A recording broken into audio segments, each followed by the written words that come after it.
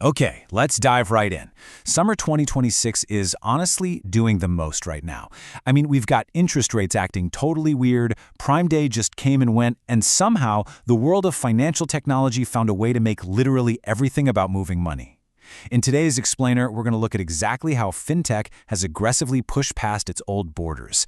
Actually, looking at the data, it's safe to say this industry has fully left the atmosphere this summer. So ask yourself this: what could a massive global soccer tournament, literal outer space, and a high-speed blockchain possibly have in common? At first glance, right, absolutely nothing. But as we unpack our sources today, we're going to use these three wildly contrasting stories to prove one central idea. And that is, the business of moving money is no longer stuck inside traditional banks or standard apps. It is expanding everywhere all at once. All right, let's hit Frontier 1, entertainment and events.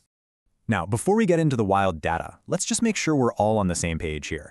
We're looking at how the retail trading giant Robinhood capitalized on the global obsession with soccer, specifically the FIFA World Cup, to put up some truly eye-popping numbers.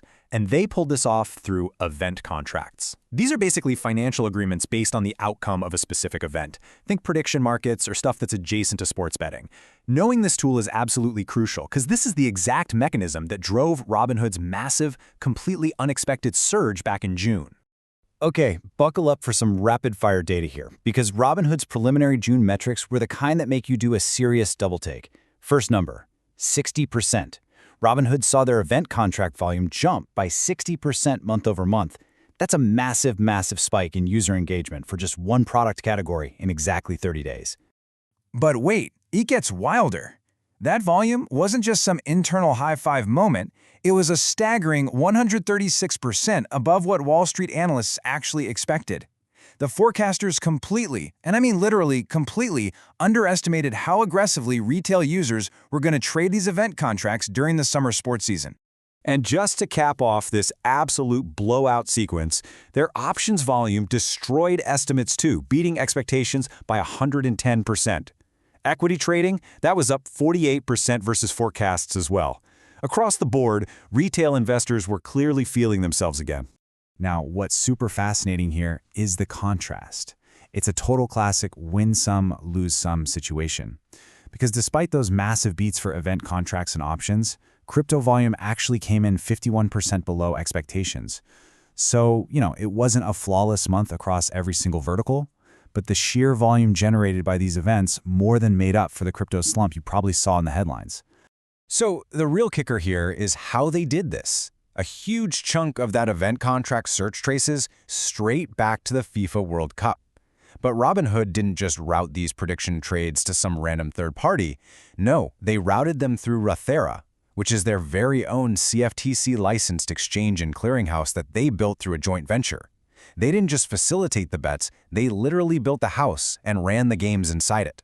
When you own the exchange, the World Cup isn't just a sports event anymore. It's a direct revenue stream.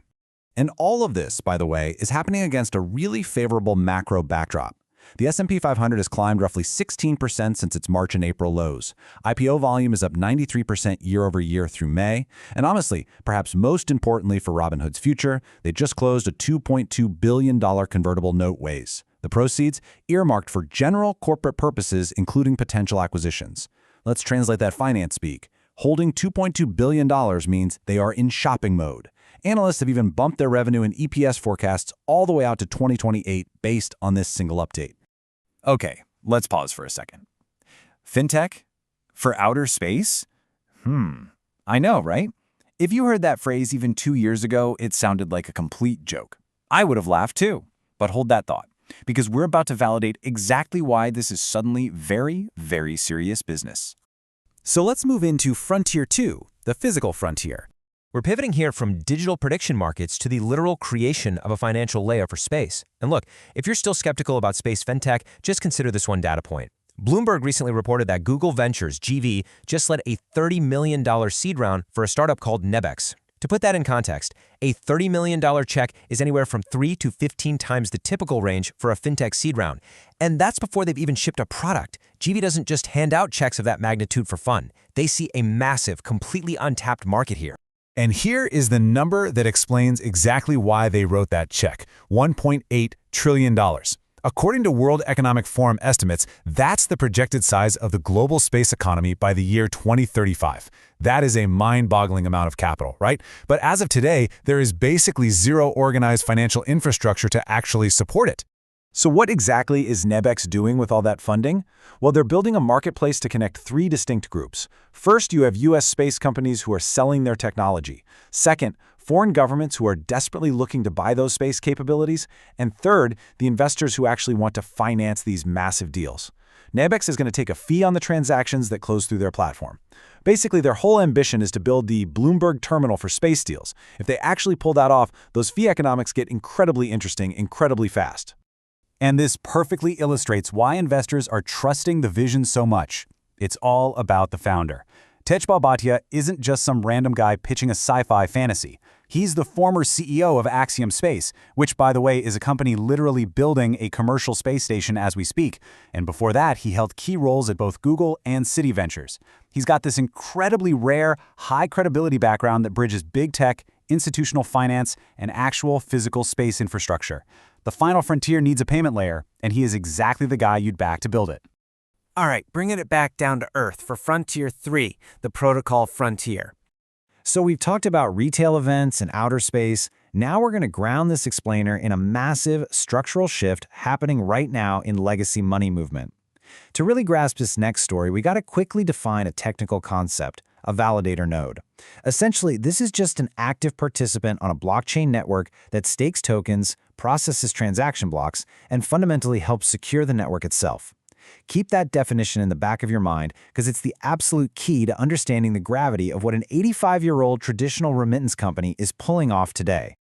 Enter MoneyGram.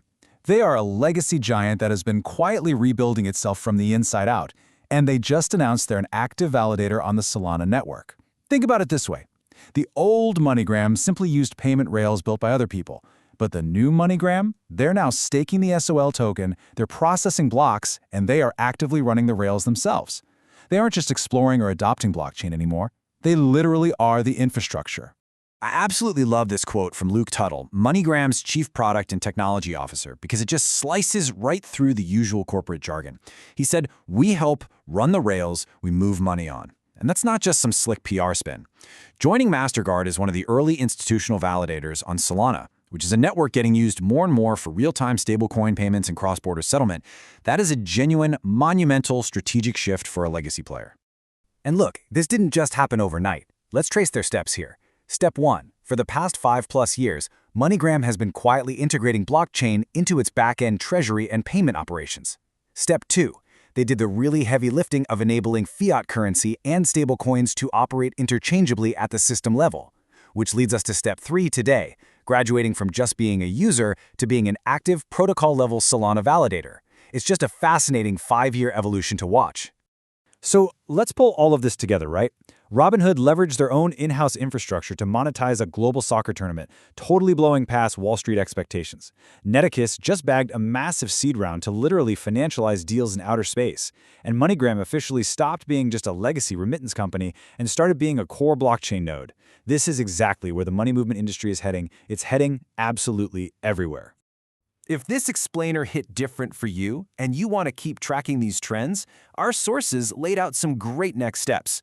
You can subscribe to the Fintech Stacks newsletter on Beehive, follow their trades in real time on Robinhood Social, and definitely go check out their podcast and YouTube channel for weekly updates. Oh, and share this explainer with that one friend who still thinks crypto's just for criminals. You know the one.